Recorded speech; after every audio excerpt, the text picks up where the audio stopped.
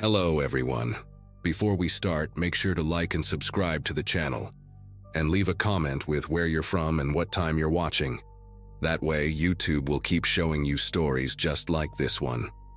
Now, let's begin. October mornings in our new neighborhood had this perfect chill that made you want to stay in bed just 5 more minutes. But Bailey never let that happen. Our golden retriever had discovered the joy of having a real backyard after we moved to Willow Drive 6 months earlier. And at 28, I'd finally become one of those suburban homeowners who stood at the kitchen window every morning, coffee in hand, watching their dog chase squirrels. My wife Jenna and I had left apartment living behind for this exact reason, to give Bailey space to run. A proper yard with a 6-foot fence the previous owners had built. Room to be a dog instead of being cooped up all day. He'd bolt outside the second I opened that back door, tail wagging so hard his whole back end swayed, investigating every corner like he'd never seen it before, even though we'd been through this routine hundreds of times. That particular Tuesday morning started the same way, with Bailey racing into the yard while the coffee maker gurgled behind me, except this time, when I called him back inside 20 minutes later, the yard was completely empty. The silence hit me first. That strange absence of jingling collar tags and panting that usually announced Bailey's return before you even saw him. He never ignored his name, never stayed out when you called, especially not when you rattled that treat container he could hear from 3 houses away. The gate was still latched tight, no gaps under the fence where a 70-pound retriever could squeeze through. No broken boards, nothing disturbed at all. Jenna came running outside when she heard me shouting Bailey's name over and over, still in her bathrobe with her phone already in her hand, to check if anyone had posted about finding a lost dog. We tore that yard apart looking for any sign of how he got out, checked behind the shed where he sometimes hid tennis balls, crawled under the deck with a flashlight, walked the fence line twice examining every single board. The next 3 days blurred together into a nightmare of making flyers at the print shop, refreshing Facebook lost pet groups every hour, calling shelters during our lunch breaks at work, driving slowly through the neighborhood until 2 in the morning with the windows down calling his name. Then on the 4th night, just as we were finally forcing ourselves to get some sleep, we both heard it clear as day through our bedroom window. Bailey's distinctive bark, that specific pitch and rhythm we knew better than anything, coming from somewhere close by, maybe 2 or 3 houses away at most. Jenna grabbed my arm so hard her nails dug into my skin, both of us sitting up in bed at the exact same moment, not even breathing as we listened.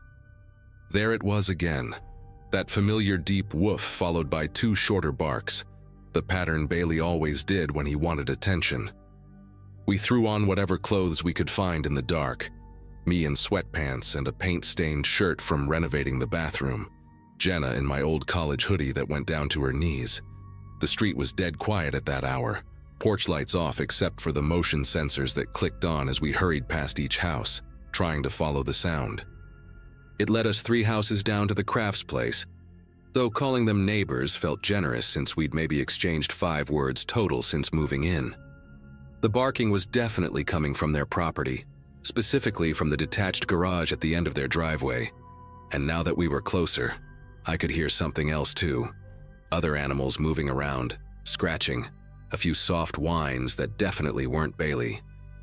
My first instinct was to just march up and bang on their front door, but Jenna pulled out her phone, whispering that we should call the police because something wasn't right about this whole situation. Before I could answer, the garage's side door creaked open, and Walter Kraft stepped out, wearing flannel pajama pants and a white undershirt that had seen better days. He had this peculiar way of standing, shoulders rolled forward like he was trying to make himself smaller, thin gray hair sticking up at odd angles like he'd been sleeping on concrete. The man couldn't have been more than 5'6", probably mid-50s, with these thick glasses that reflected the streetlight and made it impossible to see his eyes. "Can I help you folks?" he asked in this reedy voice that reminded me of a clarinet played badly, taking a few shuffling steps toward us while keeping one hand on the garage door handle. When I told him we'd heard our dog barking from inside his garage, He tilted his head at this weird angle, like a bird examining something shiny, and just stood there for maybe 10 seconds without saying anything, long enough that Jenna stepped behind me, and I could feel her breathing getting faster. "Your dog," Walter finally said, not really a question, more like he was tasting the words, and then his mouth stretched into this wide grin that showed too many teeth, the kind of smile that made you want to take a step back. Yes, your golden retriever, beautiful animal. Such a gentle temperament. Loves peanut butter treats, doesn't he?" The specific details made my skin prickle because how could he possibly know about the peanut butter treats? And why was he talking about Bailey like they were old friends? He started fumbling with a massive ring of keys. Had to be at least 30 of them jangling together, muttering something about safety and protection while he searched for the right one. "You must have been so worried," he continued in that strange, reedy voice. "But I assure you, he's perfectly fine. Better than fine, actually. I've been taking excellent care of him and all the others." That word, others, hung in the air between us like a physical thing, and I watched Jenna pull out her phone again, this time actually dialing someone, probably the police, while Walter kept sorting through those keys with fingers that trembled just slightly. The garage door swung open and the smell hit us immediately, this mixture of wet dog, old newspaper, and something sharp like industrial cleaner that burned the inside of your nose. Walter flicked on a single bare bulb that swayed from a wire, casting these crazy shadows that made everything look twice as big as it actually was. What I saw in that garage still shows up in my dreams sometimes, not because it was gruesome or bloody, but because it was so methodically arranged, so precisely organized. Along both walls were metal cages, the kind you'd see at a vet's office, stacked too high and running the entire length of the space, maybe 12 or 14 total. Each cage had a water bowl, a small blanket folded into a perfect square, and a laminated index card taped to the front with information written in tiny, obsessive handwriting. Names, addresses, dietary preferences, medical conditions, favorite toys. Bailey was in the third cage on the left, lower level, and when he saw us, he started barking like crazy, pawing at the cage door, his tail going so fast it was just a golden blur. But he wasn't alone in there. I counted at least 8 other animals, mostly dogs, but also 2 cats in the upper cages, including a black lab I recognized from the missing posters on Oakwood Street, and a beagle that belonged to the Nguyens who lived behind us. Walter stepped into the garage behind us, moving with this strange shuffling walk, and started talking in this calm, almost proud voice, like he was giving us a tour of some kind of achievement. They were all in danger, you see, every single one of them, and nobody else seemed to notice or care enough to do something about it. He walked over to Bailey's cage and stuck his fingers through the bars to scratch behind his ears, and Bailey, my dog who usually loved everyone, pressed himself against the back of the cage trying to get away from him. "Your fence, for instance," Walter continued, pulling out a small notebook from his pajama pocket and flipping through pages covered in the same tiny handwriting, "has a weak spot near the northwest corner where the wood is rotting from sprinkler damage. Could collapse any day now. And then where would Bailey be? Lost, scared, maybe hit by a car on the busy street 2 blocks over." He had pages and pages of notes about every house in the neighborhood, sketches of yard layouts, detailed schedules of when people let their pets out, which dogs were left alone during the day, which cats were allowed to roam at night. The Nguyens' beagle, according to his notes, was at risk because they often forgot to latch their gate properly, and the black lab from Oakwood Street had nearly been poisoned because the owners used pesticides on their lawn without reading the warnings about pet exposure. "You're all so careless with them," Walter said, and for the first time his voice had an edge to it, this undercurrent of genuine anger that made me instinctively move closer to Jenna. "Leaving them outside in thunderstorms, feeding them cheap food full of chemicals, letting them run around without proper supervision, treating them like property instead of family." He opened another cage and pulled out a small terrier mix I didn't recognize, cradling it against his chest while it trembled and tried to squirm away. "This one was left tied to a tree for 6 hours yesterday while the owners went shopping. 6 hours in the sun, with only a tiny bowl of water that tipped over within the first 30 minutes. His fingers were gentle with the dog, but his grip was firm, not letting it escape despite its obvious distress, and those thick glasses caught the swaying light in a way that made his whole face look distorted. I've been watching all of you for months, documenting the neglect, the casual cruelty, the complete inability to provide proper care, and finally, I decided someone had to intervene. Someone had to keep them safe until you all learned to be better guardians.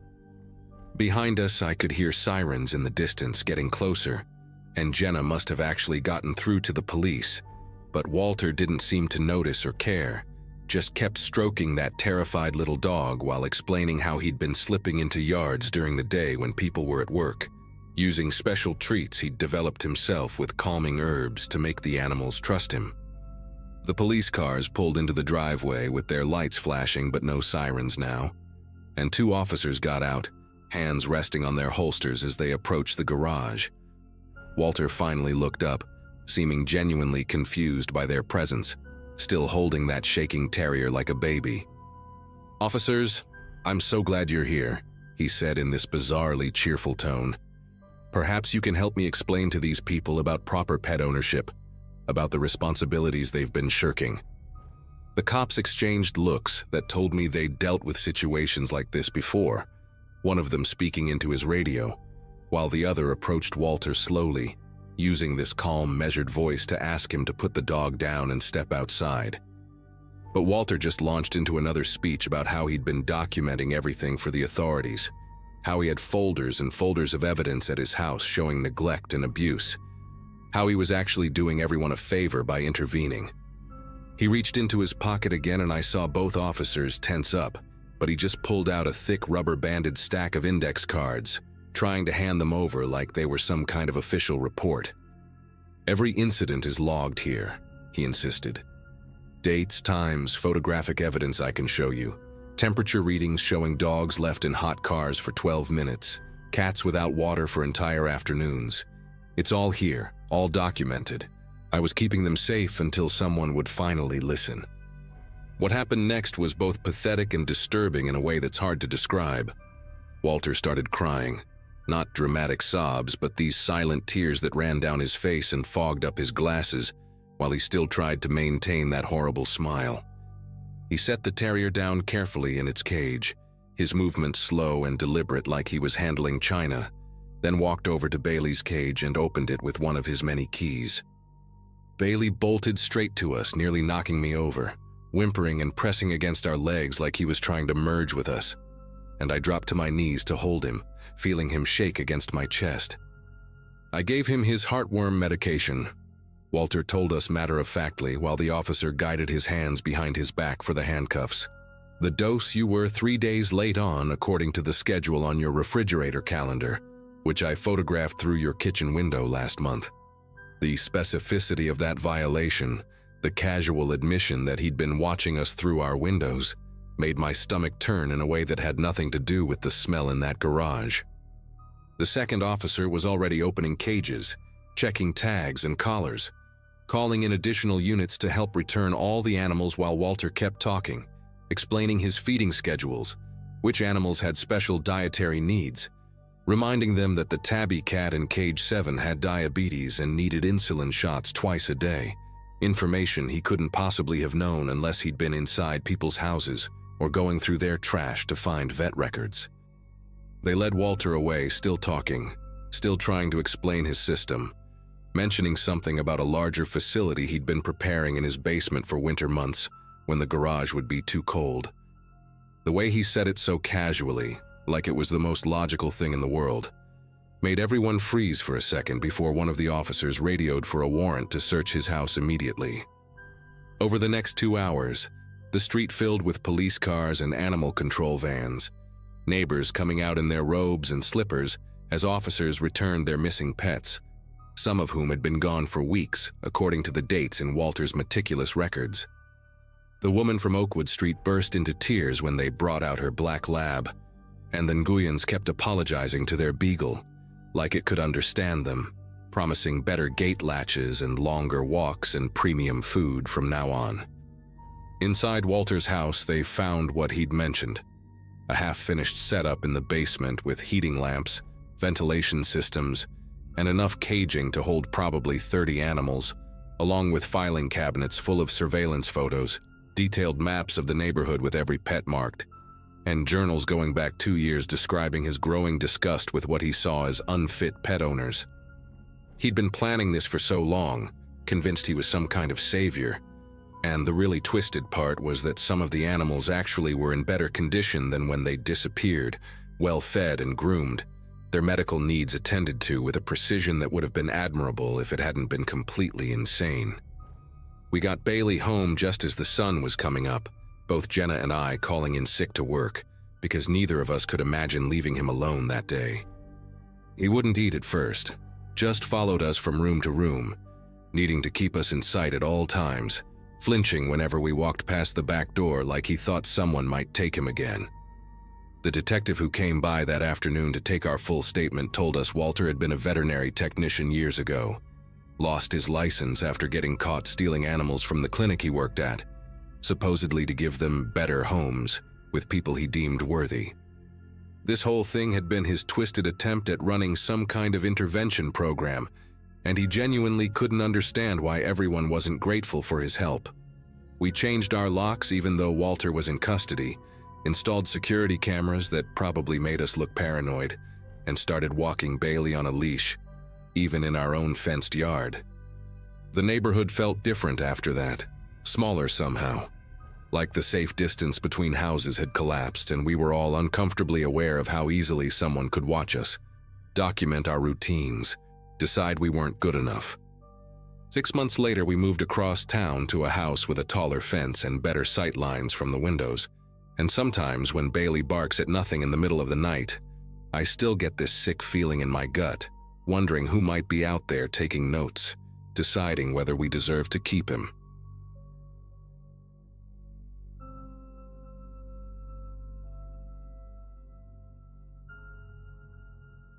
I had just gotten my first solo apartment a few months before everything went to hell, finally able to afford living alone after years of splitting rent with roommates who never did their dishes.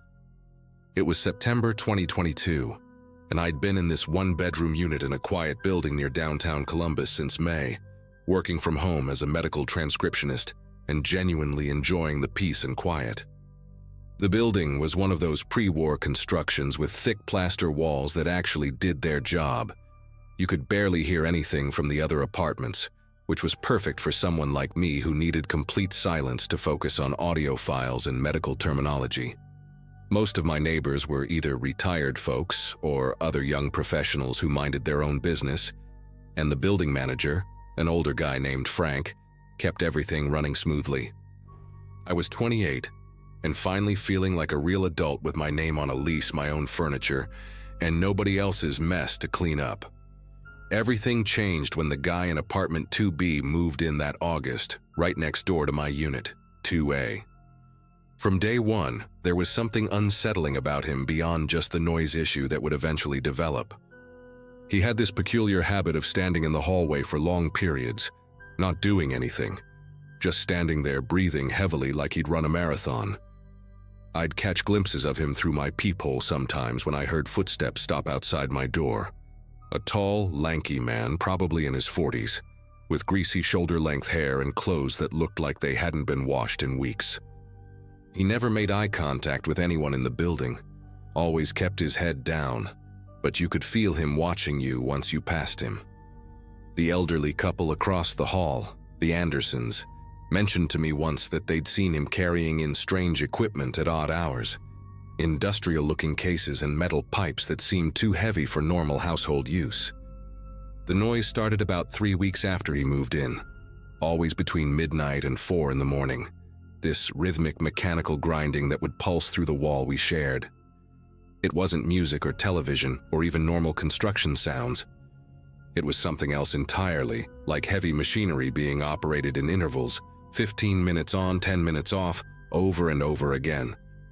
The sound would vibrate through my bedroom wall, making sleep impossible, and I'd lie there trying to figure out what the hell someone could be doing at that hour that would create such a specific pattern of noise. I tried earplugs, white noise machines, even moved my bed to the opposite wall. But nothing helped because the vibration seemed to travel through the floor and ceiling too. After 2 weeks of this torture, averaging maybe 3 hours of sleep a night, I was exhausted and desperate, making stupid mistakes in my transcription work that I'd never made before. That Friday night in mid-September, when the grinding started up at exactly midnight like clockwork, I finally had enough and called the police to file a noise complaint. The dispatcher sounded bored, probably dealt with these calls all the time, but she said they'd send someone over when they had a unit available. I watched through my peephole as 2 officers showed up about an hour later, knocked on 2B's door, and had what looked like a brief, calm conversation with my neighbor, though I couldn't hear what was being said. The noise stopped immediately after they left, and for the first time in weeks I got a full night's sleep, thinking maybe the problem was finally solved. I even left a polite note under his door the next morning, apologizing for involving the police but explaining that I really needed quiet to work and sleep, trying to smooth things over like a reasonable adult. Saturday passed without incident. No noise, no encounters in the hallway, nothing unusual at all. And I actually started to relax, caught up on some overdue transcription assignments, and even went out for drinks with a friend that evening. When I got home around 10 that night, slightly buzzed and in a good mood for the first time in weeks, I noticed something on my doormat that definitely hadn't been there when I left. It was a plain manila envelope, no markings, no address, no stamps, just sitting there perfectly centered on the welcome mat like someone had placed it with deliberate care. I picked it up, noticed it was light, almost weightless, and figured maybe it was from the building manager, or possibly even an apology note from my neighbor. The hallway was dead silent as I unlocked my door, and I remember thinking how nice it was to finally have peace and quiet again, how maybe things would go back to normal now. Inside my apartment, I tossed my keys on the counter and opened the envelope while walking toward my bedroom, pulling out what appeared to be a single photograph, printed on regular computer paper. At first, my brain couldn't process what I was seeing, because it made no sense. It was a picture of someone sleeping in a bed, taken from above at an angle, like whoever took it had been standing at the foot of the bed looking down. The person in the photo was lying on their side, face partially visible against the pillow, wearing a white t-shirt I recognized immediately, because it had a small coffee stain near the collar that I'd been meaning to bleach out. My legs went weak as I realized I was looking at myself, asleep in my own bed, in my own room, photographed by someone who had been standing right there, maybe 3 feet away from where I'd been unconscious and completely vulnerable. The walls of my apartment suddenly felt paper thin, like they couldn't protect me from anything, and I had to grab the doorframe to steady myself as the full implications hit me. With trembling fingers, I flipped the photo over and found a timestamp printed on the back in small black numbers. Friday, September 16th, 2022, 1:47 a.m. My heart started pounding so hard I could hear it in my ears as I realized that was last night, less than 24 hours ago, about 30 minutes after the police had left, and I'd finally fallen asleep. Someone had been in my apartment, in my bedroom, standing over me while I slept, close enough to touch me, and I hadn't woken up, hadn't heard anything, hadn't even stirred. I ran to my bedroom and checked everything. The window was still locked from the inside. The bedroom door showed no signs of tampering. Nothing was out of place or missing. My laptop and wallet were still on the nightstand exactly where I'd left them. The only evidence that someone had been there was this photo. This impossible photo that shouldn't exist, taken by someone who had somehow gotten into my locked apartment without leaving a trace. I immediately called 911 again, this time reporting a break-in. My voice shaking so badly the dispatcher had to ask me to repeat myself twice. While waiting for the police, I grabbed a knife from the kitchen and went through every inch of my apartment, checking closets, behind the shower curtain, under the bed, anywhere someone could possibly hide. The same 2 officers from the night before showed up, and I could see the skepticism in their eyes when they recognized me, probably thinking I was some paranoid troublemaker trying to get back at my neighbor. But when I showed them the photo, their expressions changed completely. especially when the younger one pointed out something I hadn't noticed in my panic. In the background of the photo, barely visible in the darkness, you could see the reflection of the camera flash in my bedroom mirror. And in that reflection, there was the vague outline of a figure holding up a phone. They took the photo as evidence, dusted for fingerprints around my door and windows, and told me they'd question the neighbor again. But we all knew there was no real proof he was the one who'd taken it. After the police left, there was no way I was staying in that apartment alone, so I packed a bag with shaking hands and called my friend Kevin to ask if I could crash at his place for a few nights.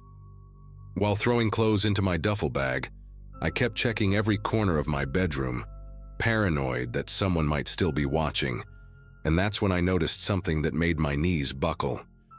My bedroom door had one of those old-fashioned keyholes, the kind you could look through if you wanted to, and there were fresh scratch marks around it on the hallway side, like someone had been picking at the paint with their fingernails. But what really got me was when I bent down to look closer.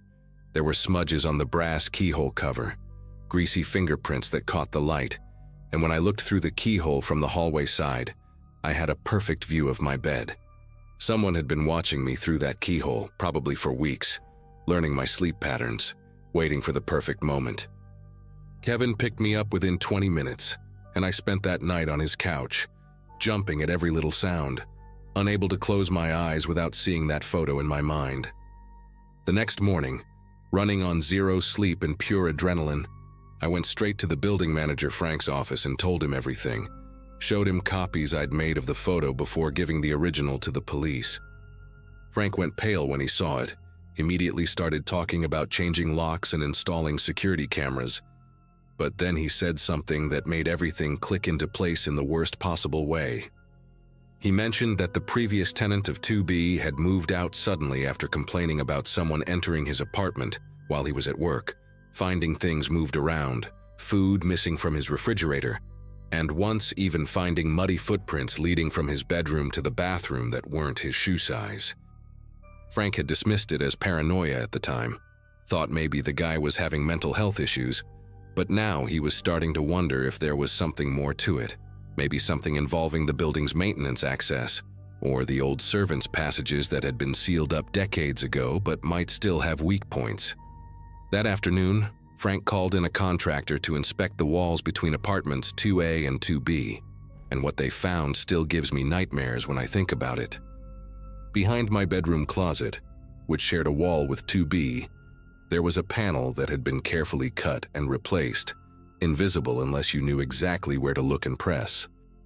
It opened into a narrow space between the walls, barely wide enough for a person to squeeze through sideways, filled with old insulation and decades of dust, except for one area that showed clear signs of recent disturbance. A path worn through the grime, fresh scratches on the wooden beams, and horrifyingly, a small pile of candy wrappers and empty water bottles stashed in the corner.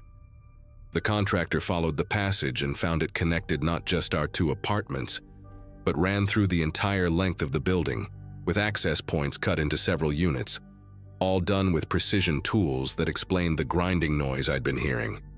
My neighbor hadn't been making noise to annoy me. He'd been cutting his way into the walls, creating his own private network of passages to watch and visit whoever he wanted, whenever he wanted. The police arrested him that same day, found him in his apartment surrounded by hundreds of photos printed on cheap computer paper. Pictures of me, the Andersons, the young couple in 1A, even Frank checking the mail, all taken without our knowledge over the past month. His laptop had folders organized by apartment number, each containing detailed notes about our schedules, when we showered, when we took out trash, when we were deepest in sleep, everything documented with a patience that made me physically sick to read about later in the police report. They also found recording equipment, tiny cameras, and worst of all, a key-making kit with impressions for multiple apartments, though the passages had made those unnecessary. He never said a word during the arrest, just stared at the officers with this blank expression. And even now, after everything that's come out, nobody knows why he did it, what he was planning, or if photographing us sleeping was the extent of it, or just the beginning of something worse. I moved out the next week, broke my lease without penalty given the circumstances, and found a new place across town, a modern building with security cameras and a doorman who checks everyone who enters. The guy from 2B got 18 months in prison for criminal trespass and stalking, which seems like nothing considering what he put us all through, but at least he's on the registry now and has a restraining order keeping him away from all of us who lived in that building. Sometimes I still wake up at night thinking I hear that grinding sound, and I compulsively check my closets for hidden panels, run my fingers along the walls looking for seams that shouldn't be there. The Andersons moved to Florida to be closer to their kids.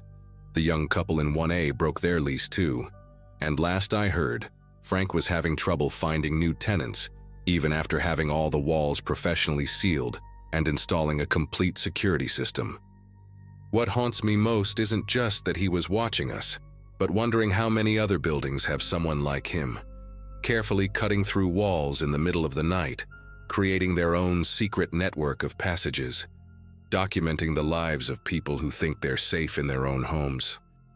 I sleep with my bedroom door locked now, a chair wedged under the handle, and a camera pointing at my bed that uploads to the cloud, because I learned the hard way that walls and locks don't mean anything if someone wants to watch you badly enough.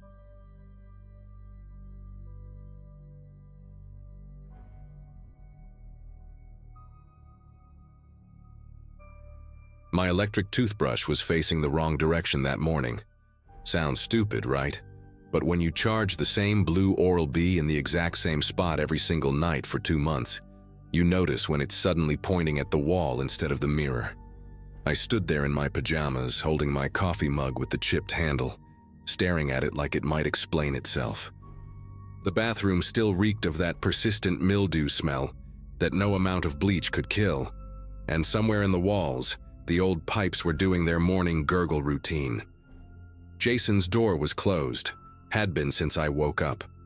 He usually got home from his warehouse shift around 4 in the morning, slept until noon, then disappeared again by the time I got back from work. We'd been sharing this creaky Victorian on Birch Avenue since July, and I could count on one hand the number of actual conversations we'd had. The thing about Jason was that he moved through the house like smoke. In 2 months of living one thin wall away from him, I'd never heard him sneeze, cough, or even clear his throat. Sometimes I'd come out of my room and he'd just be standing in the kitchen, so still and quiet that I'd actually gasp when I noticed him. He'd do this slow blink thing, like a reptile processing whether you're prey or not, then go back to whatever he was doing, usually eating cereal straight from the box or staring at his phone with the screen brightness turned way down. 30-something years old and built like someone had stretched a normal person out on a rack, all gangly limbs and sharp elbows, but harmless. Or at least that's what I kept telling myself whenever that little alarm bell went off in my head. After the toothbrush incident, more things started being out of place. My favorite sweater, this oversized burgundy thing I'd stolen from an ex, was folded differently in my drawer. Not messy, just different. The sleeves tucked under instead of over, like someone who didn't know my system had carefully put it back. Then my perfume bottle migrated 3 inches to the left on my dresser. My laptop charger got wrapped with the cord going clockwise instead of counterclockwise. Little things that made me feel like I was going crazy, because who the hell would notice which way their charger cord was wrapped? But when you live alone in your own space, even with a roommate in the house, you develop these unconscious patterns. And when those patterns get disrupted, your brain starts firing off warning signals even if you can't articulate exactly what's wrong. I started testing myself, taking photos of my room before leaving for work each morning. Phone propped against my mirror, capturing my desk, my dresser, my nightstand, even the way my shoes lined up by the door. Then I'd compare them when I got home, zooming in like some kind of detective, looking for differences. Most days, nothing. But then on a Friday, 2 weeks after the toothbrush thing, I caught it. My hairbrush had rotated maybe 45 degrees. The book on my nightstand, some self-help garbage about reclaiming your power after trauma that my sister had given me, was closed, even though I distinctly remembered leaving it open, pages down, to hold my place because I'd lost the receipt I was using as a bookmark. These weren't things that could happen from the house settling or vibrations from trucks outside. Someone had been in my room. The rational part of my brain kept making excuses. Maybe I was stressed from the Johnson campaign at work. Maybe I was sleepwalking. Maybe I had some kind of weird memory problem. I even Googled carbon monoxide poisoning symptoms, because I'd read this Reddit thread once about someone who kept finding creepy notes in their apartment that turned out to be from themselves during co-induced blackouts. Bought a detector that same day, $23 at Home Depot, and installed it in my room. The levels were fine. Everything was fine. Except I knew it wasn't. That crawling sensation you get when someone's watching you? I had it constantly now, even when Jason wasn't home, especially in my room, like the walls themselves had absorbed someone's attention and were playing it back on a loop. I tried the logical approach first, changed my door handle to one with a lock. Jason didn't say anything about it when we passed in the hallway, just did his signature slow blink and shuffled to the kitchen. Started keeping my valuable stuff in a lockbox under my bed, jewelry, passport, the emergency cash my dad insisted I keep hidden. But the little disturbances continued. A single hair tie moved from my nightstand to my desk. My face wash turned backward in the shower caddy, my pillow slightly off-center on the bed. Whoever was doing this wasn't interested in stealing from me. They just wanted to touch my things, to leave these tiny fingerprints on my life that only I would notice. It was like living with a ghost who got their kicks from gaslighting you. Except ghosts don't eat Lucky Charms at 2 in the morning or leave their work boots by the front door. The camera was $49 on Amazon, this tiny thing that looked like a phone charger cube.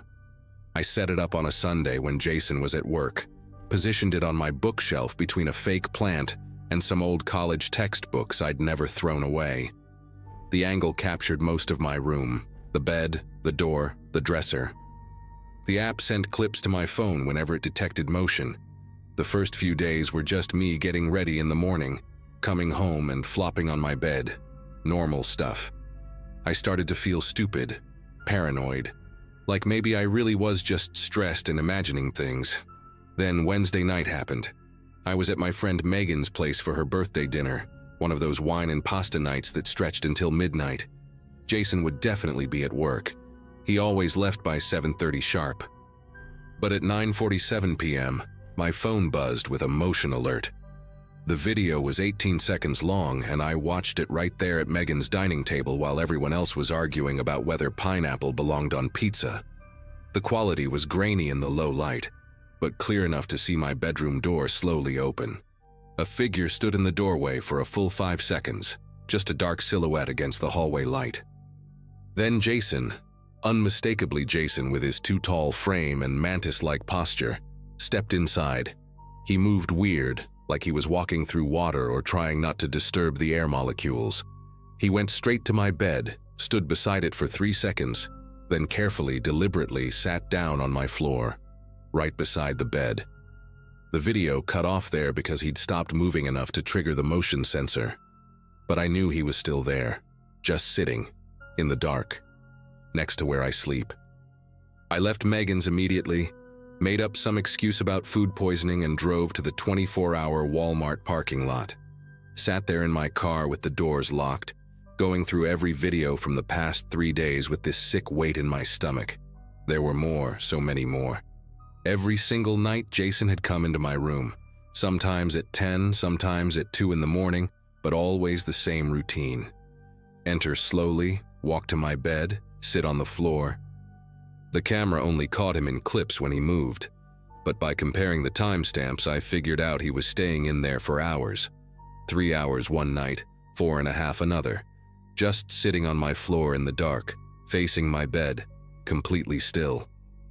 In one video from Monday night, the infrared picked up his face when he shifted slightly. His eyes were open, staring directly at where my head would be on the pillow. Not sleeping, not on his phone, just watching the space where I would have been. The worst part was finding myself in the footage. There I was, dead asleep, sprawled across my bed with my mouth probably open, completely defenseless while this man sat 3 feet away from me in the darkness. In one clip from Saturday night, I'd turned over in my sleep, arm hanging off the bed, fingers nearly touching the floor where he sat. He didn't move away. He just stayed perfectly still, letting my hand dangle inches from him. Another video showed him doing something with his hands near his face. It took me 6 replays to realize he was smelling something. My hair tie. The one that had been moved from my nightstand. He'd been collecting them, these little pieces of me, and just sitting there in the dark, breathing them in while I slept above him completely unaware. I called the police from that Walmart parking lot, but what do you even say? A grown man entering my room at night without permission was enough to get them interested at least. 2 officers met me back at the house at 1 in the morning. Jason's shift would keep him away until 4. They took my statement, watched the videos, and one of them actually went pale when he saw the footage of Jason just sitting there, staring. They helped me grab my essential stuff while we waited for the emergency protective order paperwork to go through. I remember the younger cop kept checking behind doors as we packed, like he expected Jason to materialize from the shadows. They waited while I stuffed clothes into garbage bags, grabbed my laptop, my documents, anything I couldn't replace. The older officer told me I was smart to get out, that these situations tend to escalate, that people who violate boundaries like this rarely stop on their own. He said it real quiet, like he'd seen where this kind of thing leads. I stayed at Megan's place that night, and for 2 weeks after while I searched for a new apartment. The landlord let me break the lease without penalty after the police explained the situation. Jason was evicted within a week. Turns out I wasn't the first complaint, just the first with video evidence. Megan came with me to get the rest of my stuff on a Saturday afternoon. Broad daylight, Jason long gone according to the landlord. But his room door was open, and I couldn't help looking inside as we passed. The walls were covered, absolutely covered, with photos printed on regular paper. All of rooms, not just mine, but previous tenants' rooms too, based on the different furniture. All taken from floor level, as if someone was sitting on the ground looking up at empty beds. Dozens of them, maybe hundreds, overlapping like scales. In the center, newer than the rest, were screenshots from my social media, pictures I'd posted of myself in my room, selfies on my bed, but edited somehow, zoomed in on my sleeping face in the background of a mirror selfie I'd taken months ago. How long had he been planning this? How many others had there been before me? I never got those answers because Jason disappeared completely after the eviction. The police said he'd given a fake last name on the lease, paid rent in cash, and the warehouse had no record of him working there. Sometimes I still dream about those hours he sat in my room, and I wake up checking the floor beside my bed, even though I live alone now in a studio apartment with 3 deadbolts and a security system. Sometimes I still feel like someone's watching me sleep, but at least now I know it's just the ghost of that fear, not a real person sitting in the darkness, breathing in the scent of my life.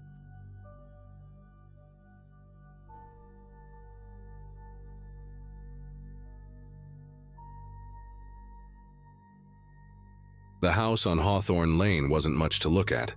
Yellow siding that needed repainting, a cramped kitchen with outdated appliances, and a yard so small you could mow it in 5 minutes flat. But for a 26-year-old veterinary assistant trying to save money, it was exactly what I needed. I'd been working at the animal clinic downtown for about 8 months when I found the rental listing, and the price was too good to pass up. Moving day was a Saturday in August. Just me and a borrowed pickup truck full of secondhand furniture and cardboard boxes labeled in my messy handwriting.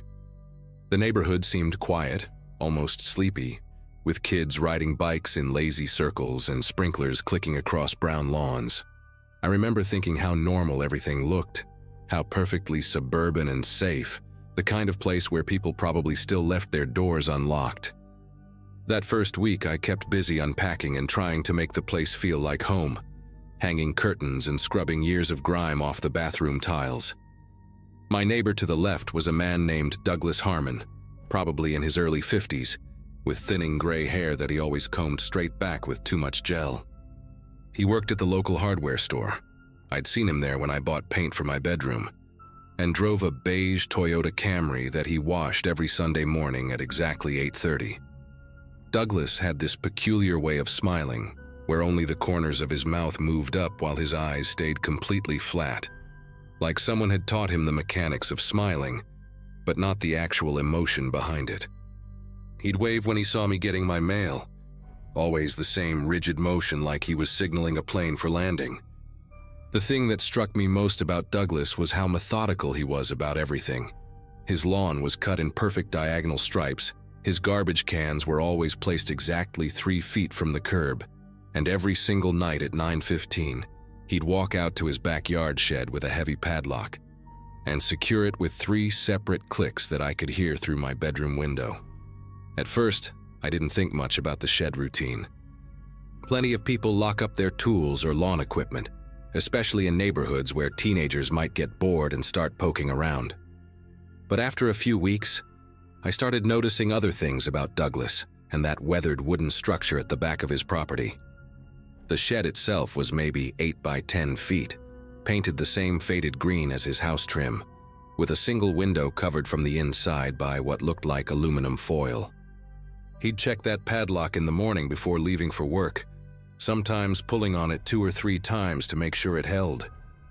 On weekends, he'd spend hours out there with the door cracked just wide enough for him to slip through, and I'd hear the faint sound of shuffling papers and the occasional metallic scrape. Once when I was trimming the bushes along our shared fence line, he came out so fast when he heard me that he left the shed door swinging open for maybe 2 seconds before he yanked it shut and gave me that mechanical smile, asking if I needed to borrow any gardening tools. The really strange part started about 2 months after I moved in, on a Wednesday afternoon in early November. I'd called in sick to work because of a nasty stomach bug that had me running to the bathroom every hour. Around 3 in the afternoon, I was lying on my couch trying to keep down some crackers when I heard Douglas's car pull into his driveway, way earlier than his usual 6 o'clock return. Through the thin curtains, I watched him practically sprint to his backyard, fumbling with his keys like his fingers weren't working right. He unlocked the shed and disappeared inside for maybe 20 minutes, then emerged carrying a cardboard box that he held against his chest with both arms, the way you'd carry something fragile or precious. He loaded it into his trunk and drove off again, but not before I noticed him checking his rearview mirror 3 times before backing out, scanning the street like he expected someone to be watching. That night, the shed locking ritual happened at 9:15 as always, but this time he added a second padlock to the door, one of those circular ones that are supposed to be impossible to cut. I know I should have minded my own business, but living alone in a new place makes you hyper-aware of everything around you, especially when your neighbor starts acting like he's guarding state secrets in a backyard shed. I found myself creating excuses to be in my yard whenever Douglas was home, watering plants that didn't need water, checking a mailbox I knew was empty, pretending to look for a lost earring in the grass near the fence. He caught me watching once, just stood there in his backyard holding a black garbage bag, staring at me with those empty eyes for what felt like a full minute before he asked if I'd seen any stray cats around. The question came out of nowhere, and when I said no, he nodded slowly and said that was good, because he'd hate for any animals to get into his shed and make a mess of his important documents. The way he emphasized important documents made my skin prickle, like he was warning me without actually warning me. After that encounter, I started keeping my blinds closed more often, but I could still hear him out there every night, checking those locks like his life depended on it. The storm hit on a Saturday night in late November, one of those sudden November storms that comes out of nowhere, with winds that make your windows rattle and rain that sounds like someone throwing gravel at your roof. I was in bed reading when the power flickered twice and then went out completely, leaving me in that thick darkness where you can't even see your hand in front of your face. I fumbled for my phone and used the flashlight to find some candles in the kitchen, and that's when I heard it.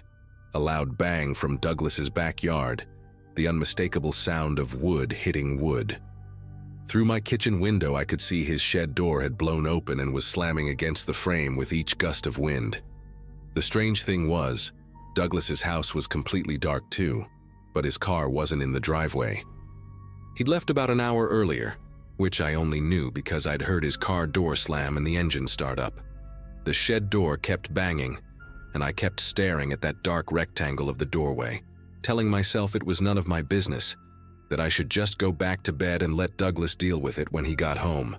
But the banging wouldn't stop, and after 15 minutes of listening to it, I couldn't take it anymore.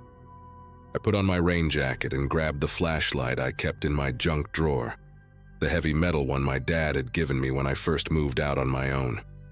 The rain hit me sideways the second I stepped outside, soaking through my pajama pants in seconds. I climbed over the low fence between our yards. Douglas didn't have a gate on my side, and my bare feet squelched in the muddy grass as I made my way to the shed. The door was swinging wildly, and I had to time it right to grab the handle without getting smacked in the face. When I finally caught it and pulled it fully open, my flashlight beam swept across the interior, and for a second I thought I was seeing things wrong, that the rain was distorting my vision somehow. The walls were completely covered, floor to ceiling, with laminated pieces of paper arranged in perfect rows, like some kind of demented gallery. I stepped inside just enough to get out of the rain, and that's when I realized what I was looking at. Missing person flyers, dozens and dozens of them. They weren't random or chaotic. Each flyer was meticulously placed with exactly 2 inches between them, held up by small brass pins that gleamed in my flashlight beam. Some of the faces looking back at me were familiar from news stories I half remembered. A college student from the state university who'd vanished after a party 3 years ago. A mother of 2 who'd disappeared from a grocery store parking lot. A teenage boy whose bike was found abandoned by the river. But most were strangers, their smiling photos clearly pulled from social media or family albums, frozen in happier moments before they became statistics. Underneath each flyer, in Douglas's cramped handwriting on strips of white label tape, were dates and locations written in red ink: November 3, 2018, Riverside Mall, or August 17, 2016, Greenwood Park, or January 22, 2024, corner of Madison and 3rd. My flashlight beam was shaking as I moved it across the walls, trying to process what I was seeing. In the corner, there was a metal filing cabinet with labels on each drawer, years going back over a decade. The top of the cabinet had a stack of newspapers, all folded to articles about missing persons, with certain sentences highlighted in yellow. I pulled open the top drawer of the filing cabinet with trembling fingers, and inside were manila folders, each one labeled with a name that matched the flyers on the walls. The first folder I grabbed belonged to a woman named Grace Holloway, who disappeared 2 years ago from a coffee shop downtown. Inside were printed screenshots of her social media profiles, photos that looked like they'd been taken from a distance showing her walking to her car or entering her apartment building, receipts from places she'd shopped, even what appeared to be a handwritten schedule of her daily routine. There was a map with red X marks at various locations around town, and at the bottom of the folder, a clear plastic sleeve containing a silver bracelet with a small charm shaped like a butterfly. My brain was screaming at me to run, to get out of there immediately, but I couldn't stop myself from reaching for another folder. This one was for a man named Robert Chu, missing since 2016, and it contained the same type of surveillance-like photos, the same obsessive documentation, and in the plastic sleeve at the back, a leather wallet with Robert's driver's license still inside. The sound of a car engine cutting through the storm made my entire body go rigid. Headlights swept across the side of the shed as Douglas's Camry pulled into his driveway, earlier than I'd expected him back. I shoved the folders back into the drawer and pushed it closed, but the metal made a loud screech that seemed to echo even over the rain. There was no time to get back to my house. I could already hear his car door slamming and his footsteps on the wet driveway. I did the only thing I could think of and pressed myself against the wall behind the door, trying to control my breathing as Douglas's silhouette appeared in the doorway. He stood there for what felt like forever, rain dripping off his jacket, head moving slowly from side to side like he was examining every inch of his collection. Then he spoke, not loudly but clear enough that I could hear every word over the storm. "I know someone's been in here. Things have been moved." He took a step inside and I could smell him. That mixture of hardware store dust and something medicinal, like hydrogen peroxide. His hand reached for a flashlight hanging on a hook right next to where I was hiding, his fingers inches from my face. Just then, a massive crack of thunder shook the entire shed, and the wind gusted so hard that it ripped the door from Douglas's grip and slammed it fully open against the outer wall, right where I was hidden. The door hit me hard in the shoulder, and I couldn't help the gasp that escaped my mouth. But the sound was completely swallowed by another roll of thunder and the shrieking wind. Douglas cursed and struggled to pull the door closed against the storm, giving me the 3 seconds I needed. I slipped out behind the door and into the rain, crouching low and moving as fast as I could toward the fence. I heard him yell something, but the storm was so loud I couldn't make out the words. I practically dove over the fence, landing hard in my own yard, and scrambled on my hands and knees to my back door. My fingers were so numb from the cold rain that I dropped my keys twice before managing to get inside. I locked the door, then the deadbolt, then shoved a chair under the doorknob for good measure. I spent the rest of that night sitting on my bathroom floor with my phone in my hand, trying to decide whether to call 911. What would I even say? That my neighbor had a creepy collection of missing person flyers. That wasn't illegal.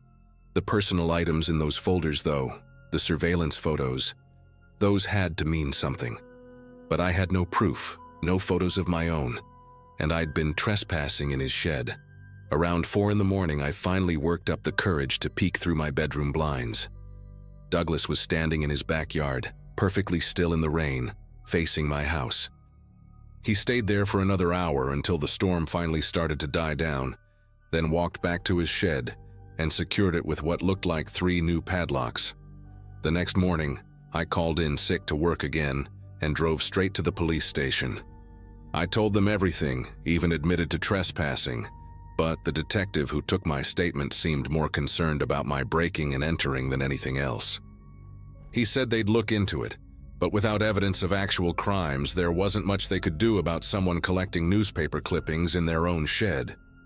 I packed my things that same afternoon, throwing everything into boxes without even wrapping the breakable stuff, just needing to get out of there as fast as possible.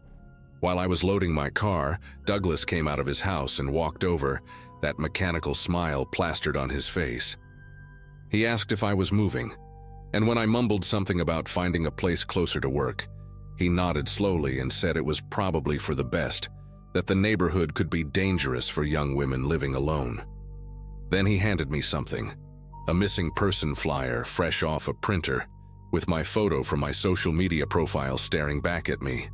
Underneath the photo, in bold letters, it read, "Missing coming soon," with today's date written in his familiar red ink.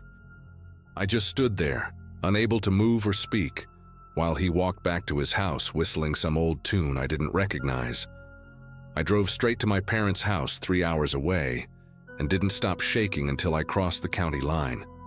I stayed with them for 2 weeks before finding a new apartment in their city, and I never went back to collect my security deposit or the few things I'd left behind. About a month later, I was finally starting to sleep through the night again when I saw a news article that made my whole body go numb. A woman named Claire Brennan had disappeared from Cedar Heights, last seen at a gas station about 6 blocks from my old rental house. The article mentioned that she was new to the area, lived alone, and had just started a job at a dental office downtown. But what really got me was the photo they used. I recognized it immediately as one I'd seen in Douglas's shed, already laminated and labeled with a date that was still 2 weeks in the future, when I'd seen it that night in November. I called the detective who'd taken my statement, gave him Claire's name and every detail I could remember, but he just said they'd add it to the file. They questioned Douglas apparently, even searched his shed with his permission, but found nothing except what the detective described as an extensive collection of public news materials related to his hobby of following missing persons cases. 2 more people disappeared from Cedar Heights over the next year, both young professionals who'd recently moved to the area, and Douglas still lives in that house. Still locks his shed every night at 9:15, probably with new folders and new photos that nobody will ever believe exist.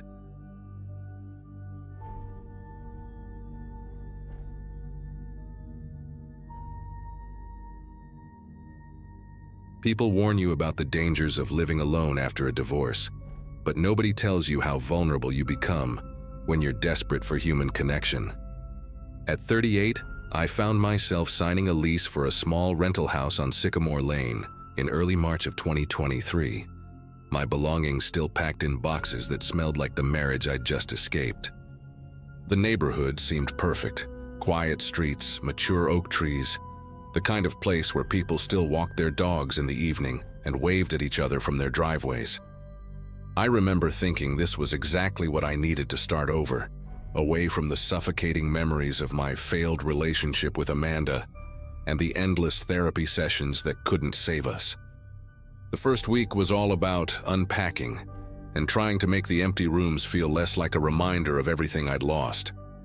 My furniture looked wrong in the new space, like actors on the wrong stage, and I spent hours rearranging things just to feel like I had some control over something in my life.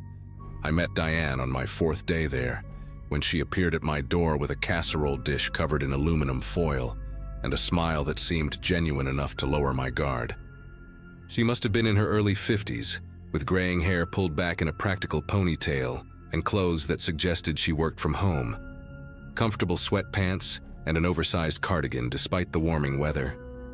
"Welcome to the neighborhood, Daniel," she said, and I remember being surprised she already knew my name, though I figured the landlord must have mentioned it or maybe she'd seen my mail.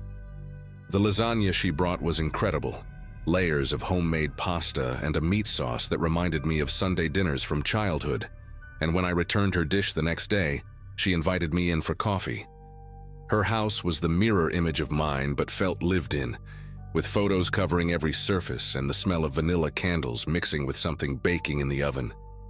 She talked about the neighborhood gossip while refilling my cup 3 times, mentioning how the previous tenant of my house had left suddenly in the middle of the night, which she laughed off as probably just breaking a lease the wrong way.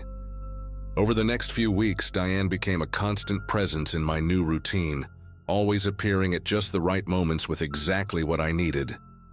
When I came home exhausted from a particularly brutal day at the accounting firm, she'd knock with takeout from my favorite Thai place, pad ki mao with extra basil, just how I liked it, though I couldn't remember ever mentioning my preference to her. She helped me set up my home office, suggesting I put my desk by the window facing east because morning people like you work better with natural light. And somehow she was right about me being a morning person. The thing is, I'd been working remotely since the divorce, keeping odd hours to avoid thinking too much, so there was no way she could have noticed my schedule from normal neighbor observations. She even brought over a small potted orchid one afternoon, saying it would brighten up my workspace, and mentioned offhandedly that Amanda had never appreciated how hard I worked to provide for us. That stopped me cold, because I knew I hadn't told her my ex-wife's name. The little intrusions started to add up like drops of water, forming a flood I couldn't quite see yet. One evening, she texted me. I'd given her my number for emergencies, asking if I needed anything from the grocery store since she was heading out, and she listed items I was actually out of.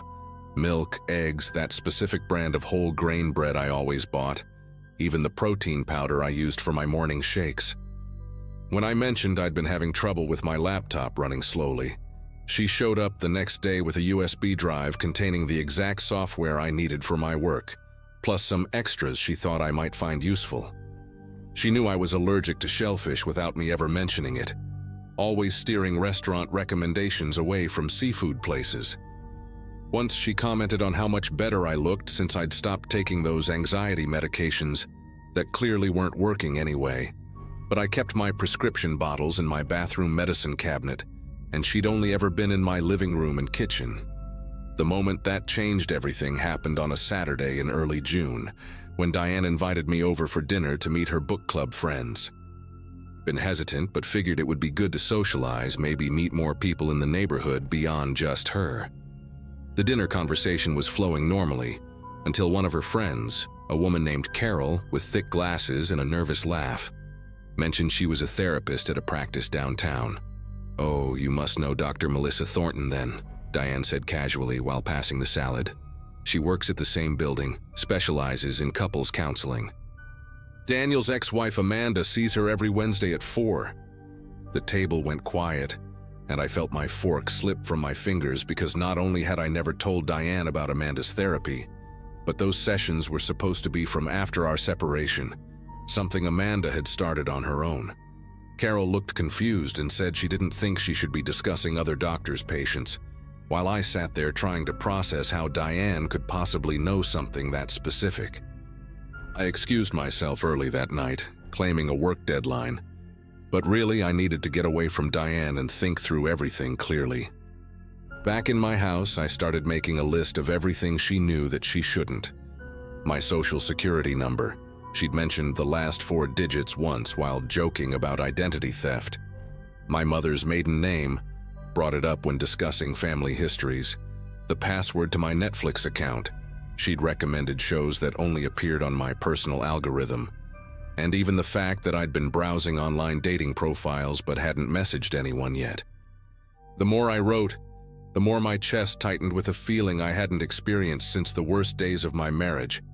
That sensation of being watched, studied, like someone was taking notes on my life.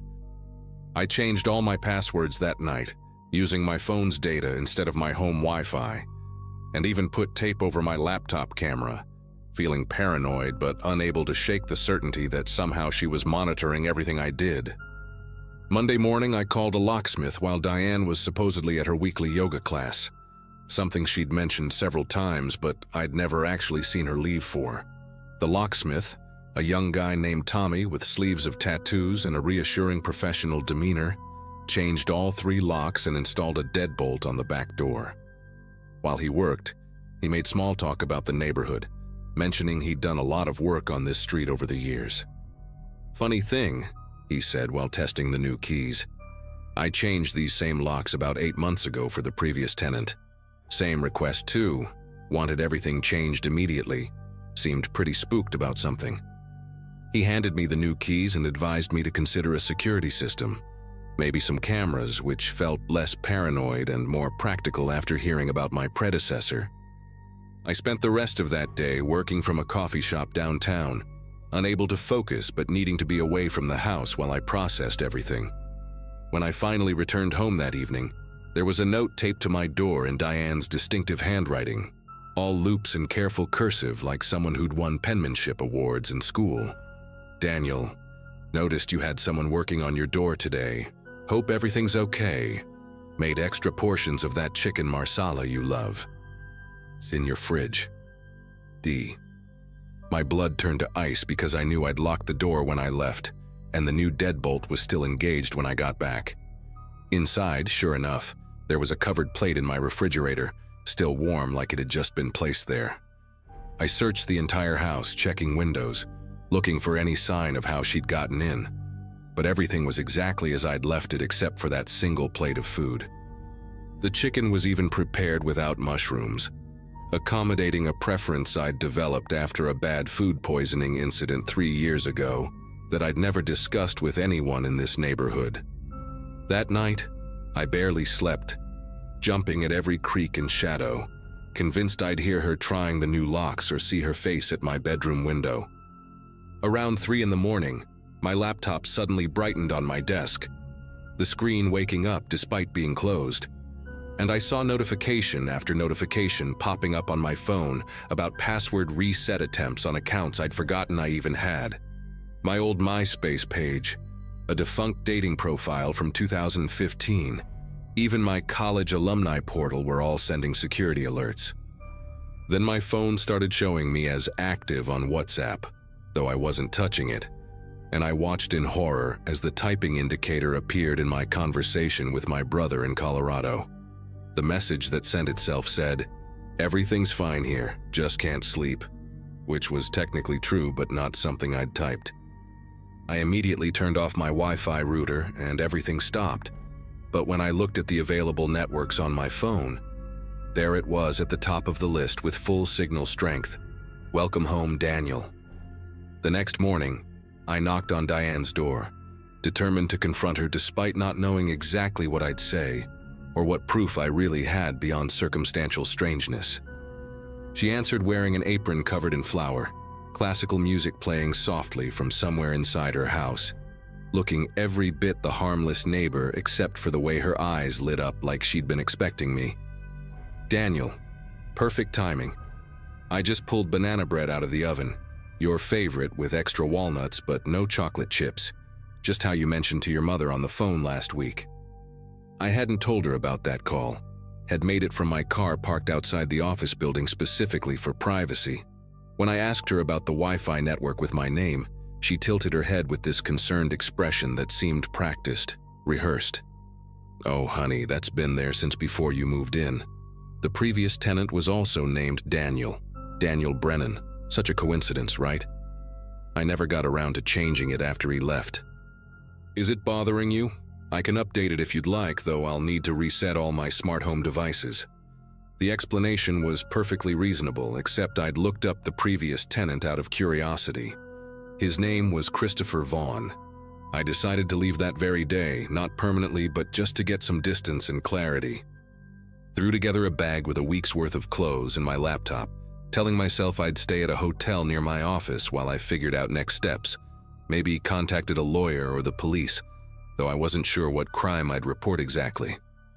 As I loaded my car, Diane stood on her lawn watering plants that looked perfectly hydrated already, watching me with this serene smile like she knew something I didn't. "Taking a little trip?" she called out, and when I didn't respond, she added, "Drive safe, Daniel. That construction on Highway 47 can be brutal this time of day. Take Riverside Drive instead, trust me." I hadn't mentioned which direction I was going, but she was right. There was construction on my usual route to downtown. At the hotel that night, 30 miles from Sycamore Lane, I finally felt like I could breathe again. I even laughed at myself a little, wondering if I was overreacting. If maybe she was just a lonely older woman with boundary issues and a few lucky guesses. Then I opened my laptop to do some work and found a new folder on my desktop labeled Memories, filled with photos I'd never seen before. Pictures of me sleeping in my bed taken from different angles, screenshots of my private conversations, even a video file of me singing in the shower from just that morning. The police took my report but seemed skeptical, especially when I admitted I had no idea how she'd gotten the photos or accessed my devices. They said they'd send someone to talk to her, but without concrete evidence of breaking and entering or explicit threats, there wasn't much they could do. I ended up breaking my lease, losing my security deposit but gaining peace of mind, and moved across town to a modern apartment building with security cameras, key card access, and a doorman named Paul who took his job seriously. For weeks afterward, I'd still get texts from unknown numbers with little details only she would know. Reminders to take my vitamins, warnings about traffic on my new commute, recipes for dishes I'd mentioned craving years ago. Eventually, they stopped. Or maybe I just got better at ignoring them. Last month, out of curiosity and against my better judgment, I drove past Sycamore Lane and saw a moving truck in front of my old house. There was a young couple carrying boxes inside, looking excited about their new beginning. And Diane was already there with what looked like a casserole dish, that same welcoming smile on her face. I wanted to warn them but knew how crazy I'd sound, so I just drove away, though I sometimes check the local news, waiting to see their names appear in a story I hope never gets written.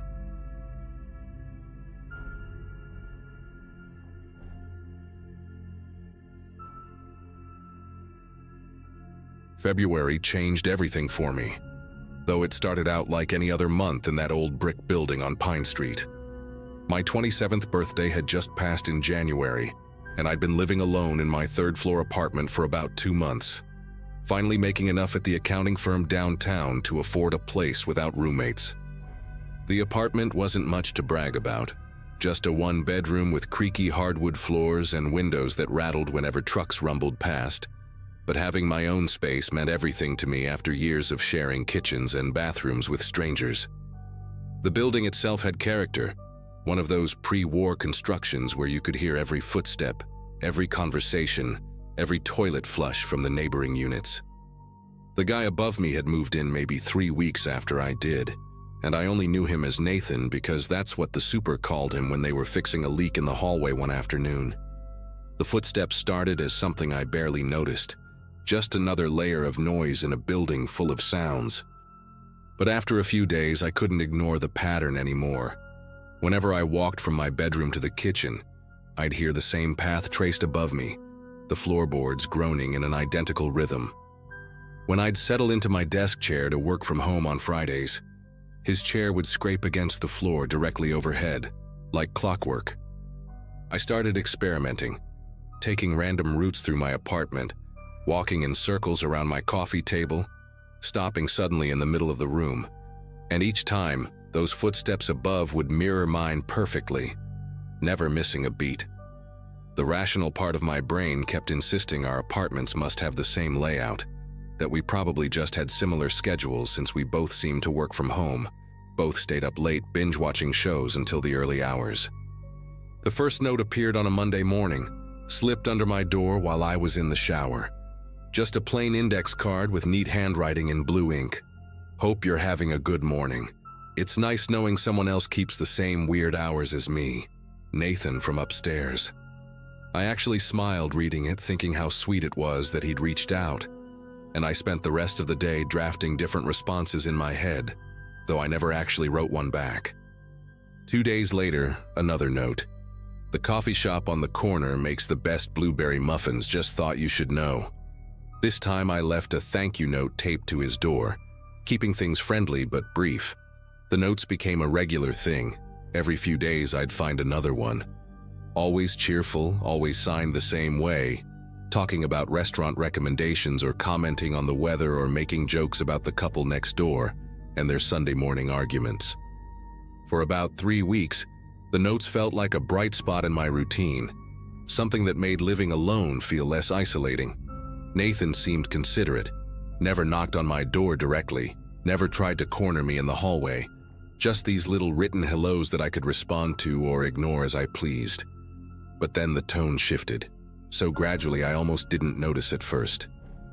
"You looked tired yesterday when you came home from work," one said, which seemed odd since I hadn't seen him that day, hadn't passed him in the hallway or anything. Another one read, "That phone call last night sounded stressful. Hope everything's okay," which made my chest tighten because I'd been talking to my mom about some personal stuff, speaking quietly in my bedroom with the door closed. The footsteps above me seemed louder now, more deliberate, and sometimes I'd hear him moving around at 3, 4 in the morning, pacing directly over wherever I happened to be. I started keeping track of the notes in a journal, trying to make sense of what was happening, documenting every strange detail. "You're not alone up here," said one that arrived on a Wednesday afternoon, and something about that phrasing made my skin prickle with unease.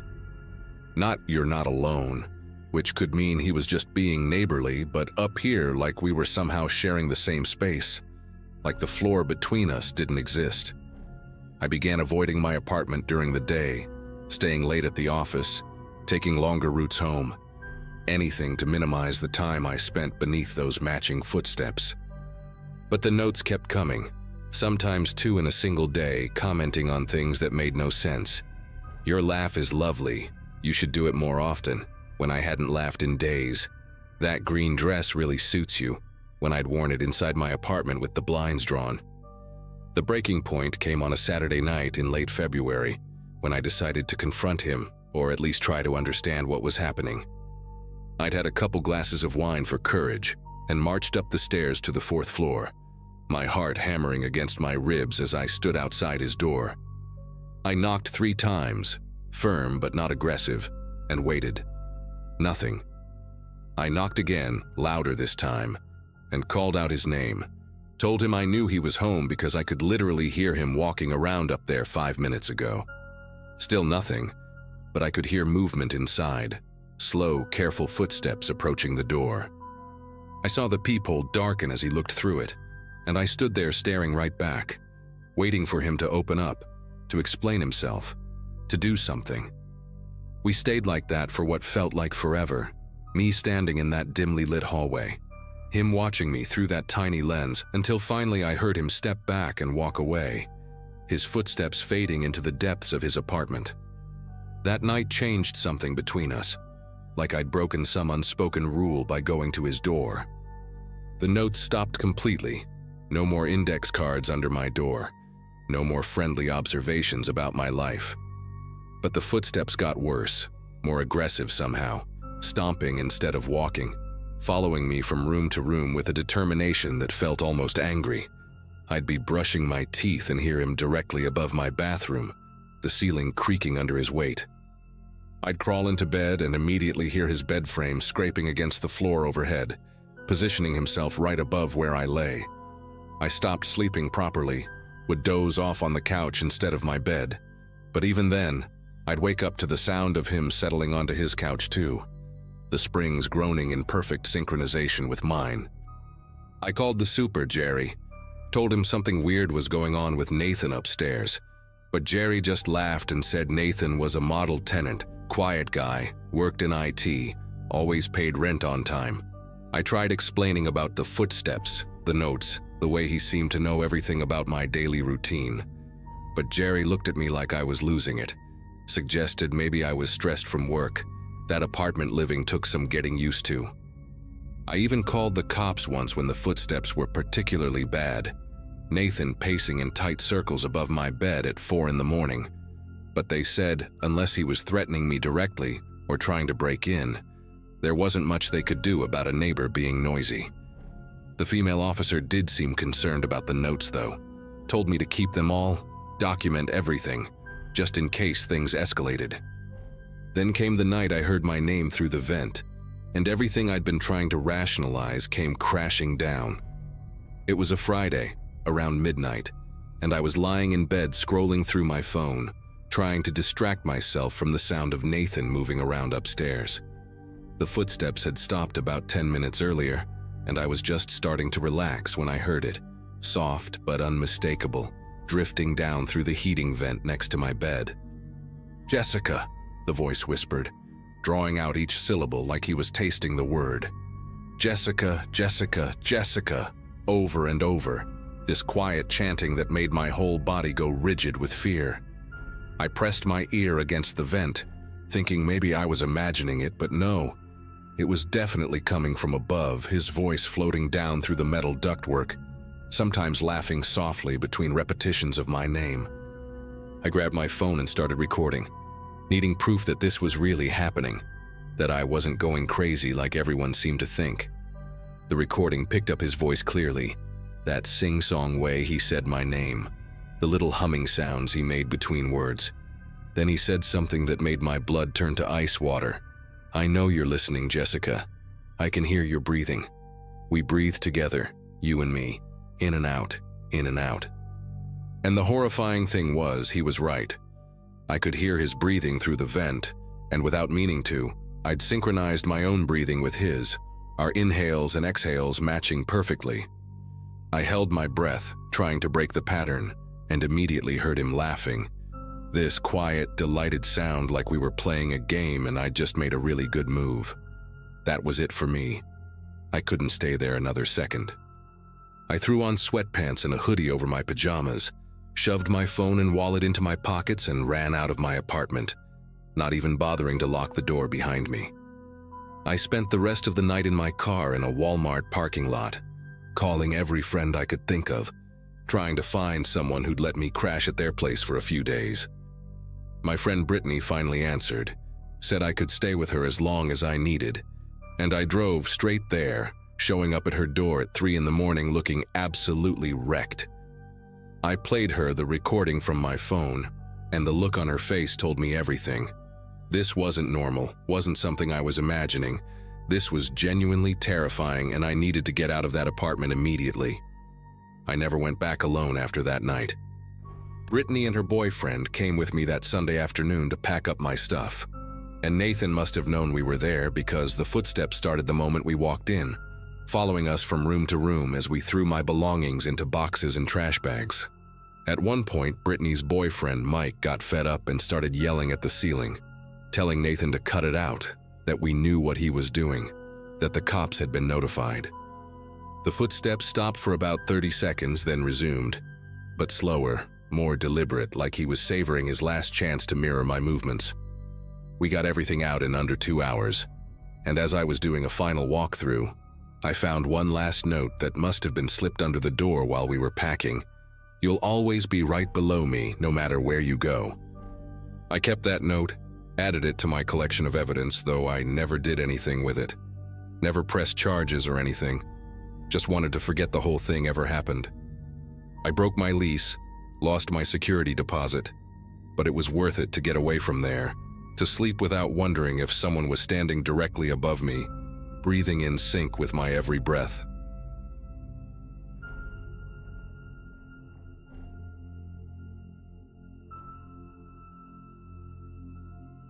Last July, at 32 years old, I finally had enough saved up to move into Westbrook Gardens, one of those gated communities you see advertised with perfect lawns and smiling families. I'd been living in cramped apartments since college, dealing with noisy neighbors and broken elevators, so this felt like a massive upgrade. The house wasn't huge, just a modest 2-story with beige siding and a decent backyard, but it was mine. I remember driving through those security gates for the first time with my U-Haul, feeling like I'd finally made it somewhere in life. The guard, an older guy named Harold with thick glasses and a permanent squint, gave me this strange little nod and wrote something down on his clipboard. I didn't think much of it then, just figured he was logging new residents or something routine like that. The first few days were exactly what I'd hoped for after years of apartment living. Quiet streets, kids riding bikes, people walking their dogs in the evening. On my third night there, while I was still surrounded by boxes and eating takeout Chinese food straight from the container, my doorbell rang around 8. Standing there was this group of 5 people, all probably in their 60s or 70s, wearing matching yellow reflective vests with Neighborhood Watch printed across the back. The woman in front, who introduced herself as Dorothy, had this oversized smile and held a plate of chocolate chip cookies that looked store-bought but were arranged on a fancy glass plate. Behind her stood 2 men and 2 other women, all holding walkie-talkies on their belts and carrying these leather-bound notebooks. Dorothy explained they were the official Westbrook Gardens Neighborhood Watch, established in 1987, and they wanted to personally welcome me and invite me to join their group. I invited them in because it seemed rude not to, even though I really just wanted to finish my lo mein and unpack my kitchen stuff. They all filed into my living room and sat down on my one assembled couch without being asked, arranging themselves in this weirdly precise formation, like they'd done this exact thing hundreds of times before. Dorothy did most of the talking, explaining how they met every Monday and Friday at 7 sharp, and that they had a special midnight meeting once a month for what she called priority matters. The way she said it, emphasizing those 2 words while the others nodded in perfect unison, made me uncomfortable. One of the men, who never actually introduced himself but had a name tag that said Eugene, kept writing in his notebook the entire time, his pen moving even when nobody was talking. I tried to peek at what he was writing, but he'd angle the notebook away whenever I shifted my position. They stayed for exactly 30 minutes, and I mean exactly, because when Dorothy's watch beeped at 8:30, all 5 of them stood up simultaneously like they were controlled by the same brain. Before leaving, Dorothy handed me a thick packet of papers, maybe 40 pages, all about neighborhood watch protocols and responsibilities. She said I should read through everything and let her know by Friday if I wanted to join, adding that participation was strongly encouraged for community harmony. The phrase stuck with me because of how she said it, like she was reciting something she'd memorized. After they left, I flipped through the packet and found pages of rules about patrol schedules, incident reporting procedures, and this whole section about maintaining neighborhood standards that seemed weirdly aggressive for a volunteer group of retirees. The next morning, I decided to take a walk around the neighborhood to get familiar with the area and maybe meet some neighbors who weren't part of the geriatric patrol squad. That's when I started noticing the symbols. At first, I thought it was just a weird coincidence, but every single house had this same marking, carved into the wood near their mailbox post. It looked like 3 intersecting circles with a triangle in the middle, about the size of a quarter, carved deep enough that it had to be intentional. Some looked fresh and clean, others were painted over but still visible underneath, and a few were so old the wood had darkened around them. I checked at least 20 houses on my street and the next one over, and every single one had it. Mine didn't, which suddenly made me feel exposed, like my house was advertising that I didn't belong there yet. I spent the rest of the week avoiding Dorothy and her crew, which turned out to be harder than expected in a gated community. They seemed to be everywhere, always walking in pairs with their vests and walkie-talkies, always taking notes on those leather notebooks. On Wednesday, I was coming home from work when I saw Eugene and another watch member standing in front of my house, just staring at my mailbox. When they saw me pulling into my driveway, they waved like nothing was weird about two old men examining my property at 6 in the evening. Eugene actually walked over to my car window and asked if I'd had a chance to review the packet, reminding me that Friday was the deadline to respond. His breath smelled like mothballs and something medicinal, and he stood way too close to my car door, basically trapping me until I promised I'd look at it that night. Friday came and I still hadn't given Dorothy an answer, mostly because the whole thing gave me the creeps, and I figured they'd just leave me alone if I ignored them long enough. Around 7 that evening, right when their regular meeting would be starting, my doorbell rang. I looked through the peephole and saw Dorothy standing there alone. No smile this time, just this blank expression that made her look like a completely different person. I didn't answer, just stayed quiet and waited for her to leave. She rang the bell 2 more times, then knocked with this slow, methodical rhythm that went on for about 30 seconds. Then she spoke, loud enough that I could hear her clearly through the door, saying that my absence was noted and that the community was disappointed in my lack of participation. She used that exact word, disappointed, drawing it out like she was talking to a misbehaving child. After she finally left, I watched through my window as she walked down my driveway and met up with the rest of the watch group who had been waiting by the street the entire time. They huddled together for a minute, all of them looking back at my house, then dispersed in different directions like they were following some predetermined route. That night, I couldn't sleep well, kept hearing noises outside, footsteps on the sidewalk, whispers that might have been the wind or might have been something else. Around 2 in the morning, I gave up trying to sleep and went to check my security camera footage from earlier, just to make sure I wasn't being paranoid. What I saw made me wish I'd never bought this house. Starting at exactly midnight, there were 12 people standing at the end of my driveway, all wearing those yellow reflective vests, all facing my house, completely motionless for 1 hour and 13 minutes before they all turned and walked away at the same time. Saturday morning, I called the security company that managed the gates, trying to report what happened without sounding completely insane.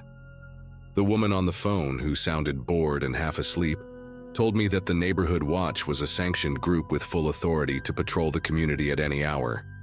When I pushed back, saying that standing in my driveway at midnight wasn't patrolling, she got quiet for a moment, then said something that chilled me more than seeing those people on my camera. She said that according to their records, I was already a registered member of the Neighborhood Watch as of Friday night, and that my initiation period would last 90 days. I told her I never signed up for anything, never agreed to join, but she insisted their records showed my verbal consent was given to Dorothy at 7:15 the previous evening, right around the time she was knocking on my door that I never answered. I spent the rest of Saturday researching Westbrook Gardens online, trying to find anyone else who'd had similar experiences, but every review was glowing. Every social media post showed happy families and community barbecues. The only odd thing I found was a death notice from 2015 about a resident named Andrew Garrett who had died in a house fire, specifically noted as living at my exact address. More searching revealed that in the past 20 years, my specific house had changed owners 7 times, which seemed excessive even for a transient area.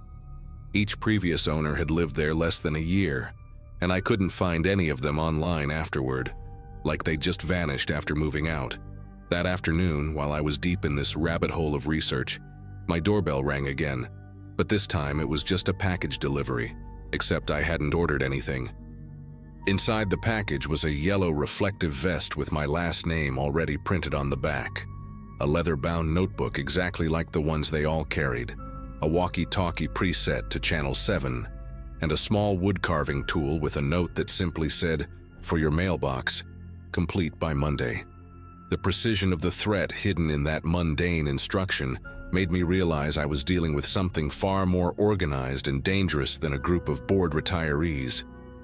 That night, I started packing essential items into my car, planning to stay at a hotel until I could figure out what to do. Maybe contact a lawyer or even the police outside the community. But when I tried to leave around 10 that night, the security gate wouldn't open. Harold, the guard from my first day, walked over to my car with that same strange squint and informed me that new watch members weren't permitted to leave the community during their initiation period, except for work-related purposes, and only then with written documentation of their employment schedule. I abandoned my car and walked back to my house, my mind racing through options that all seemed equally useless against whatever this was. The moment I got inside, I called my brother in Arizona, told him everything, and asked him to come get me, to bring the police if necessary. He said he'd drive through the night and be there by morning. I stayed up all night with every light in my house on, baseball bat in hand, watching those security cameras like my life depended on it. At exactly midnight, they came again, but this time there were at least 20 of them, maybe more, all standing in that same perfect formation at the end of my driveway. Dorothy was in front this time, and even through the grainy camera footage, I could see she was holding something that looked like a folder or clipboard, moving her mouth like she was reading something out loud to the others. My brother arrived at 7:30 Sunday morning with 2 cops from the county sheriff's department, and that's when everything finally broke open. The guards at the gate tried to refuse them entry, citing community bylaws, but the cops weren't having any of it and threatened to arrest Harold for obstruction. Once they got to my house and I showed them the security footage, things moved fast. Turns out the FBI had been monitoring Westbrook Gardens for 2 years, suspecting it was some kind of cult that used the homeowners association as a front. The whole neighborhood watch thing was their recruitment method, and those who refused to join after buying property, there would face increasing harassment until they either joined or abandoned their homes, which the group would then buy through shell companies and resell to new potential members. The symbols, the midnight gatherings, the 90-day initiation period, it was all part of their indoctrination process. By noon, there were federal agents everywhere, arresting Dorothy and 43 other residents, including Harold and most of the watch group I'd met. They found detailed records in Dorothy's house showing 8 previous owners of my house who had all fled within their first year, and Andrew Garrett, the one who died in the fire, had apparently been trying to expose them to law enforcement. I gave my statement, packed everything I could fit in my brother's truck, and left that afternoon, not even bothering to properly close on selling the house, just wanting to get as far away as possible. The FBI agent handling my case called me a month later to say I'd likely saved myself from something much worse, as they'd found evidence of financial crimes, identity theft, and what he carefully called other concerning activities that he couldn't discuss. I took a massive financial loss on that house, but I'm alive, living in a normal apartment with normal neighbors who don't wear matching vests or stand in my driveway at midnight. And honestly, that's worth more than any dream house could ever be.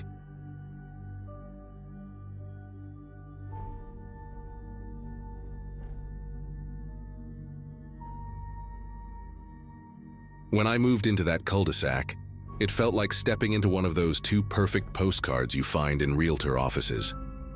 Every house looked nearly identical: beige paint, trimmed hedges, wreaths that changed with the season. I had been looking for somewhere quiet after ending a long-term relationship and quitting my job in the city. The idea of starting fresh somewhere peaceful sounded like exactly what I needed. The first morning after unpacking, I woke up to a knock on the door and found a woman in her 50s holding a casserole dish big enough to feed 6 people. She introduced herself as Mrs. Hayworth from across the street and said the neighbors were so thrilled to have me join their little community. That afternoon, 3 more people stopped by. There was a couple named Gina and Mark who lived next door, both wearing matching aprons from some local barbecue event, and an older man named Earl, who seemed to be in charge of the neighborhood watch. They all repeated the same line in slightly different tones. "We like to keep everyone close around here." At the time, I thought it was just small-town friendliness. They talked about a monthly potluck at the end of every month and insisted I come. Even when I said I was still settling in, they assured me they'd make room. It was hard not to feel a little pressured, but I told myself it was harmless. Within a week, I noticed something strange about how synchronized the neighborhood seemed. Trash cans rolled out at the exact same time. Lawns got mowed in perfect unison, right down to the sound of engines starting within seconds of each other. Even their mailboxes looked recently polished. I figured they were just the kind of people who took pride in appearances. But the more I watched, the more it felt rehearsed. Every time I pulled out of my driveway, at least one of them happened to be outside, waving, smiling, pretending to garden. It started to feel less like coincidence and more like surveillance. The first potluck came sooner than I expected. The whole cul-de-sac turned into a parade of folding tables, fairy lights, and slow cookers. Everyone brought something homemade and stood in a perfect circle like it was choreographed. When I showed up with a store-bought pie, a few people chuckled softly, not unkindly, but just enough to make me feel out of place. Mrs. Hayworth clapped me on the back and said, "You'll get the hang of it soon enough." That night, as I helped clean up, I caught Gina whispering something to Mark while glancing in my direction. She smiled when our eyes met. A little too wide, a little too long. After that night, the friendliness intensified. Whenever I went for a walk, someone would appear by chance. Earl would be sweeping his driveway, Mark would be trimming hedges, or Gina would step out just to water plants that were already soaked.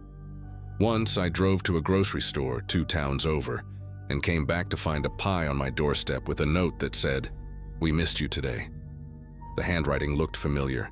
Neat loops like Mrs. Hayworth's, but the signature was unsigned. I told myself they were just trying to be kind, but the way they always knew where I had been made my chest feel tight every time I turned into that street. About a month later, I was coming home late from a weekend trip. Every house was dark except mine, where my porch light flickered even though I had never left it on. The motion sensor light across the street blinked too, as if reacting to something I couldn't see. As I stepped out of my car, I heard faint laughter, not loud but close enough to carry through the hedges. When I turned around, all the curtains in Earl's house were drawn except one narrow slit, and behind it, a shadow moved. I stood there for a while, pretending to look for my keys, waiting for whoever was watching to move away. The shadow didn't. It just stayed there, still, like it was waiting for me to go inside first. The next morning, I found a stack of flyers taped neatly to my front door. Each one was identical. Neighborhood potluck, attendance encouraged. What unsettled me most was that my name had been written by hand at the bottom of each flyer, in different handwriting. One looked like Earl's, another like Gina's, and one even had the same perfect loops as Mrs. Hayworth's notes. I tore them all down and threw them in the trash, but later that day, as I took out the bin, the flyers were back, folded neatly on top of the lid. Someone had been on my property again. That night, I locked every door and window before going to bed. Around midnight, I woke up to the sound of footsteps on my porch. The boards creaked in a slow, measured rhythm. One step, a pause, then another. I held my breath, too scared to move. After a few moments, the sound stopped, followed by the faint scrape of something sliding under my door. I waited until morning to check. On the floor lay an envelope, unmarked, sealed with tape. Inside was a single sheet of paper, every neighbor's handwriting combined into one chilling sentence. "We're so happy you finally fit in." I packed a bag that morning, convinced I was leaving. But before I could load my car, Mrs. Hayworth appeared on the sidewalk with her usual calm smile. She said she noticed my light had been on late and wanted to check in. Behind her, Earl leaned on his mailbox, pretending to read the paper. Gina waved from her porch. It was as if they had all appeared at once, positioned in a triangle around me. I forced a smile and told her I was visiting family. She tilted her head and said, "Good, family's important here." Then she gestured toward the envelope still on my porch. "We're so glad you got our note." That night, I checked into a cheap motel 15 miles away. When I turned on the television, a local commercial played, an advertisement for the Crestfield Homeowners Association, showing the same street I had just left. Everyone was there, smiling and waving, standing in front of their houses. For a split second, I thought I saw myself too. Same clothes, same hair, standing among them and smiling like I belonged. The screen glitched, and when it cleared, my image was gone. I called the police the next morning to request a welfare check on the neighborhood. The officer I spoke to said there was no record of a Crestfield court in that area, only a wooded lot with an old access road that hadn't been maintained for years. I even drove back to confirm it myself, and he was right. There was nothing there but overgrown grass and cracked pavement leading into the trees. No houses, no mailboxes, no neighbors. Just silence. I have since moved twice, and I still find things in my mailbox that I never ordered. Birthday cards signed by people I never met. Grocery flyers from a town that doesn't exist. The most recent envelope arrived last week. No return address. Inside was a short note written in the same mixture of handwritings as before. "We're so happy you never left.